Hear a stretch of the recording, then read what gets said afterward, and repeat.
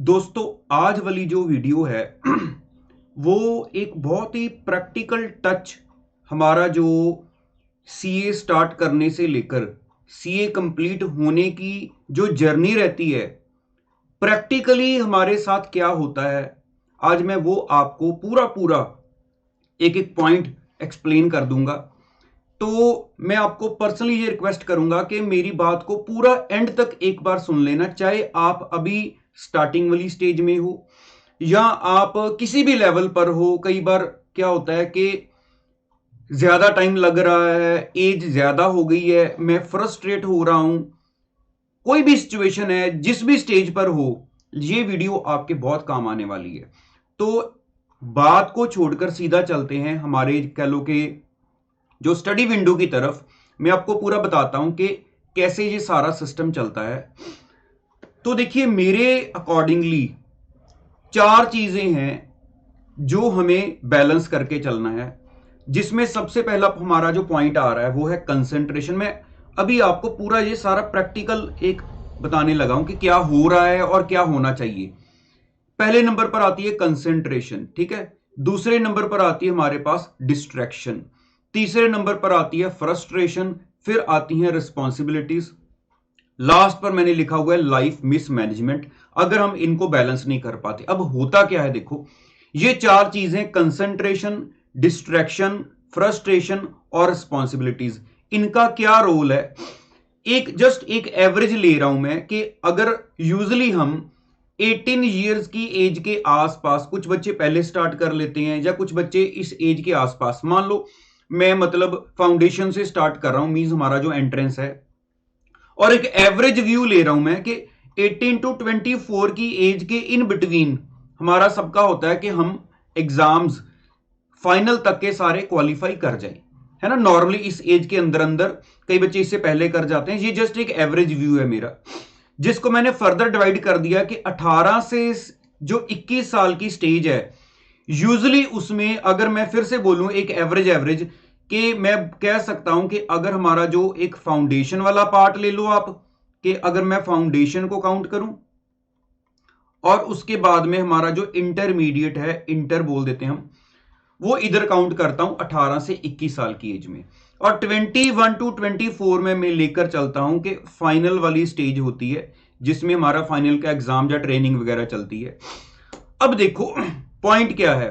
हमने सबसे पहले देखा कंसंट्रेशन, डिस्ट्रैक्शन, ये दो पॉइंट। आप अगर मैं बोलूं 18 टू 21 की स्टेज पर एक बच्चा जो एग्जाम दे रहा है, हो सकता है फाउंडेशन के दे रहा है या फाउंडेशन क्रॉस करके इंटर के दे रहा है, तो यहां पर दो ही चीजें रोल प्ले कर रही होती हैं। एक तो है हमारे पास कंसंट्रेशन, एक है हमारे पास डिस्ट्रैक्शन।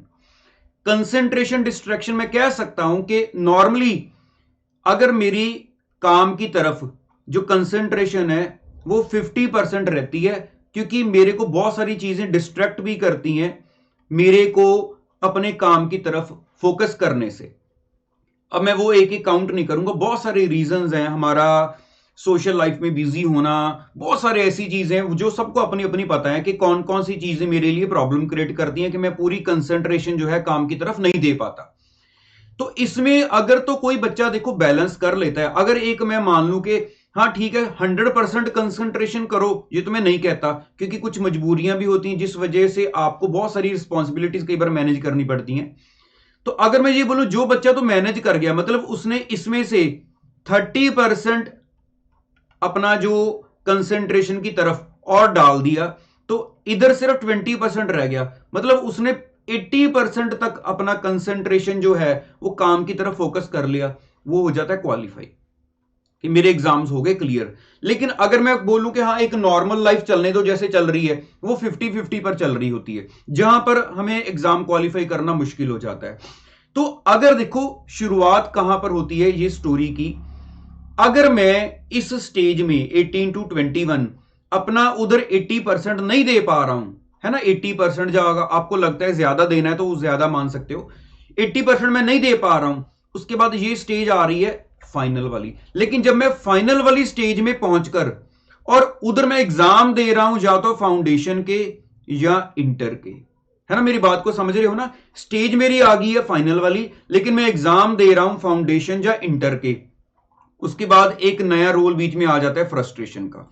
अब बीच में उठकर आ जाती है फ्रस्ट्रेशन, वो हमें आके चीजें फ्रस्ट्रेट करती हैं कि मेरे साथ वाला फाइनल के एग्जाम दे रहा है और मैं अभी भी फाउंडेशन या इंटर में ही हूं, बार बार वही बुक्स को पढ़ रहा हूं, बार बार कभी अमेंडमेंट्स आ रही हैं, कभी कुछ चैप्टर चेंज हो गए हैं, मैं उन चीजों को देख रहा हूं। तो इसका मतलब क्या हुआ, कंसंट्रेशन जो थी और डिस्ट्रैक्शन थी, उसके साथ साथ अब फ्रस्ट्रेशन भी बीच में आना शुरू हो गई है। अब फ्रस्ट्रेशन, अब आपको यहां पर करना क्या होता है, जस्ट देखो, आपको यह पता है कंसंट्रेशन जो है वो 80% चाहिए, है ना। अभी क्या हो गया, शायद मेरे ख्याल से क्योंकि बीच में फ्रस्ट्रेशन भी आ गई है, तो जो कंसंट्रेशन है, रियलिटी में क्या हुआ, कंसंट्रेशन तो हमारी रह जाती है सिर्फ मान लो 30%।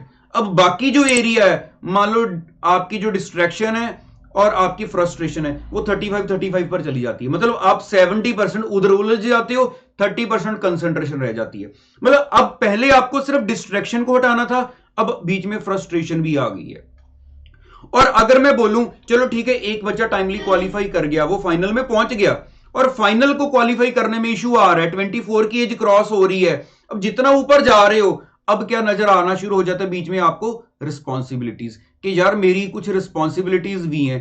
मतलब एक स्टेज होती है एज की कि शायद हमें, मैं बोलूंगा 21 की एज तक या 23 की एज तक, चाहे हमें रिस्पॉन्सिबिलिटीज नजर आ रही होती हैं, या कई बार एज कम होने के कारण हमें पता नहीं होता यार ये मेरी रिस्पॉन्सिबिलिटी है, हमें लगता है कि ये तो ऑटोमेटिकली चल ही रहा है, अगर मेरे को मेरी क्लासेस लगाने के लिए पैसे मिल रहे हैं तो ठीक है, वो तो मेरे घर वालों की रिस्पॉन्सिबिलिटी है। तब हमें ये चीजें समझ नहीं होती। जैसे ही एज 24-25 को क्रॉस करती है, हमारे ऊपर कुछ चीजें रिस्पॉन्सिबिलिटीज बन के आनी शुरू हो जाती हैं, फिर हमें दुख लगता है कि मैं घर से पैसे मांग रहा हूं, बार बार मेरे को सेम वही बुक्स चाहिए जो मैं कितनी बार से एग्जाम दे रहा हूं, मुझे फिर से वही क्लास चाहिए क्योंकि अमेंडमेंट्स आ गई हैं, मैं फिर से घर वालों से पैसे मांग रहा हूं। तो ऐसे बीच में जब ये चार चीजें आपके मेन कह लो रोल प्ले कर रही होती हैं, जिसमें से आपको एग्जाम क्लियर कराने में ज्यादा टाइम अपनी जो कंसंट्रेशन है, वो मतलब फोकस जो है आपका, वो आपका आपके मेन ऑब्जेक्ट पर होना चाहिए। लेकिन ये डिस्ट्रैक्शन, फ्रस्ट्रेशन, रिस्पॉन्सिबिलिटीज बीच में आकर आपकी लाइफ को मिसमैनेज करना शुरू हो देती हैं। अब देखो यहां पर मैंने देखा है कि सबसे बड़ी बात, जो बच्चा तो इस चीज को समझ लेता है कि अच्छा मैं इस चक्रव्यूह में फंस गया हूं और मेरे को इस चक्रव्यूह में से निकलने से और कोई रास्ता नहीं है, सिर्फ यही रास्ता है, क्या मैं अपना फोकस जो है, मींस मेरी जो कंसंट्रेशन है, क्या वो मैं 70-80% तक लेके जा सकता हूं। अगर तो मैं लेके जा सकता हूं, क्योंकि देखो जैसे जैसे अब मैं बोलूंगा डिस्ट्रैक्शन पर, मैं कह सकता हूं कि 100% आपका कंट्रोल है। अब जब चाहो इससे इसको छोड़ दो कि मैं डिस्ट्रैक्ट नहीं होऊंगा, मैं सिर्फ अपने काम पर फोकस करूंगा, आपका 100% कंट्रोल है। अगर आपने इसको कंट्रोल किया तो ये दोनों लिंक्ड हैं, फ्रस्ट्रेशन आपकी ऑलरेडी कंट्रोल में आ जाएगी, क्योंकि आप फ्रस्ट्रेट क्यों हो गए, आपने तो काम टाइमली किया हुआ है। इसका मतलब ये दोनों आपस में मिलके आपके काम को खराब करते हैं, पहले डिस्ट्रैक्शन फिर फ्रस्ट्रेशन। लेकिन जो रिस्पॉन्सिबिलिटीज हैं, देखो उनको तो टाइम के अकॉर्डिंगली आना ही आना है। अगर आपकी एज 24-25 क्रॉस कर रही है, इट मीन आपको रिस्पॉन्सिबिलिटीज नजर आना शुरू हो जाएगी, उनसे बचने का कोई रास्ता नहीं है। मतलब अगर आप उनसे बचते हो तो पहले ये देख लो कि अगर आप रिस्पॉन्सिबिलिटी को लेने से डिले कर रहे हो, मींस मैं कह रहा हूं यार मेरी कोई हेल्प कर दो, मैंने इन दोनों को हटा दिया है, मैंने इन दोनों को हटा दिया है, मेरी रिस्पॉन्सिबिलिटी थोड़ी देर के लिए, अगर मैं अपने पेरेंट्स से बात करूं, आप थोड़ी देर के लिए और मैनेज करो, मैं सब कुछ समझ रहा हूं, मेरे को इधर 80% 90% फोकस करने दो, तो उसके बाद मैं ये रिस्पॉन्सिबिलिटीज उठाना शुरू कर लूंगा। लेकिन अब दूसरा व्यू, कई बार हो सकता है कि ऐसा पॉसिबल ना हो, कुछ जिम्मेवारियां ऐसी होती हैं या कुछ सिचुएशंस ऐसी हो जाती हैं कि आपको रिस्पॉन्सिबिलिटीज उठानी ही पड़ेंगी। तो आप ये देखो सीधा सीधा कि अगर मैं रिस्पॉन्सिबिलिटीज उठा रहा हूं और जो मेरी कह लो सिचुएशन है, उसके हिसाब से मैं जो कंसेंट्रेशन है वो 40% तक 30% तक ही रख पा रहा हूं, अब इसमें मैं क्या करूं, है ना, इसमें मेरे पास क्या सोल्यूशन होगा। सोल्यूशन देखो इसमें भी है, इसी भी चक्कर व्यू में ज्यादा बच्चा फंसे हुए हैं कि अब मैं कैसे करूं। देखो मैं आपको सोल्यूशन बताता हूं। अब 80% कंसेंट्रेशन है, इसका मतलब क्या होगा, देखो, जब भी कोई काम को करना है तो सबसे पहले हमारे पास उसका एक टाइम लिमिट होती है कि मान लो मैं बोलूं ये मेरी टाइम लिमिट है, इस टाइम पीरियड के अंदर अंदर, मान लो मैं कह रहा हूं कि 12 मंथ्स हैं, 12 मंथ्स के अंदर अंदर मैंने इस चीज को कवर करना है। ठीक है, तो इसका मतलब क्या हुआ कि 80% जो कह लो कि मेरे को टाइम डिवोट करना है अपनी लाइफ का 12 महीने के अंदर अंदर।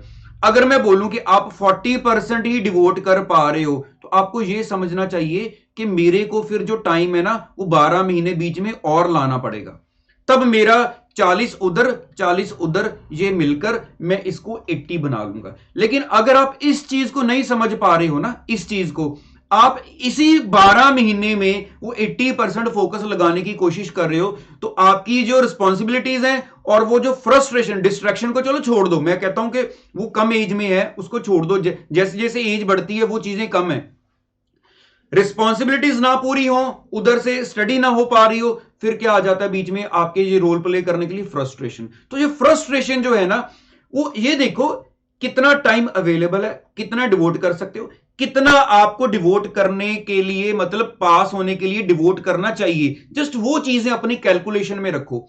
तो बस टाइम को मैनेज करना सबसे बड़ी बात है, ये चीज को समझ जाओ कि अब अगर सिचुएशन ऐसी है तो मैं अगर इतने परसेंट डिवोट करना चाहता हूं, मैं इतना डिवोट नहीं कर सकता, तो मेरे को और कितना टाइम बीच में इंक्लूड करना पड़ेगा जिसके साथ मेरा ये इतना काम कवर हो जाए। तो आप जो है ना, ठीक है, माइंड पहले ही रेडी रखोगे कि मैं सोच रहा था 12 महीने, चलो अब अगर 18 लगने हैं या 24 लगने हैं, लेकिन ये श्योर है उस डेट तक मैं इसको क्लोज कर दूंगा टॉपिक को, ये चीज मेरी लाइफ से बाहर हो जाएगी, फिर मेरे अपना काम और मेरी रिस्पॉन्सिबिलिटीज फिर उसकी तरफ पूरा कंसंट्रेट करेंगे। लेकिन अगर आप इसको नहीं बैलेंस करते हो, ऐसे ही लगे रहते हो, फिर क्या होता है, ये रिजल्ट ये है, देखो लाइफ मिसमैनेजमेंट। हमारी सारी लाइफ, मतलब हमारे दिल से ये चीज निकल नहीं पाती, हम अंदर से सोचते रहते हैं कि यार मैं करना चाहता हूं, मैं कर भी सकता हूं, है ना, जो बच्चा लगा हुआ है उसको पता है मैं कर सकता हूं, लेकिन वो उलझ गया है।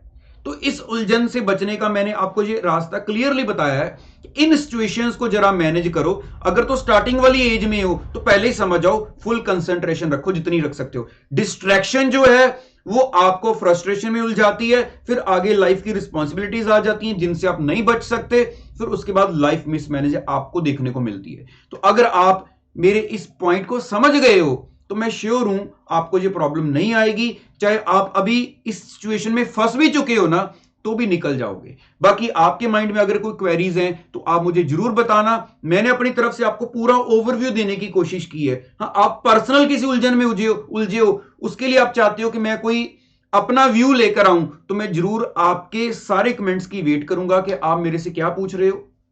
बाकी जो चैनल हमारा है उसको याद से जरूर ज्वाइन कर लेना, टेलीग्राम पर भी चैनल है राइव क्लासेस के नाम से, उसको भी आप ज्वाइन कर सकते हो। तो आज की वीडियो को इतना ही रखते हैं, बाकी आपके जो भी कमेंट्स होंगे मैं उनकी वेट करूंगा।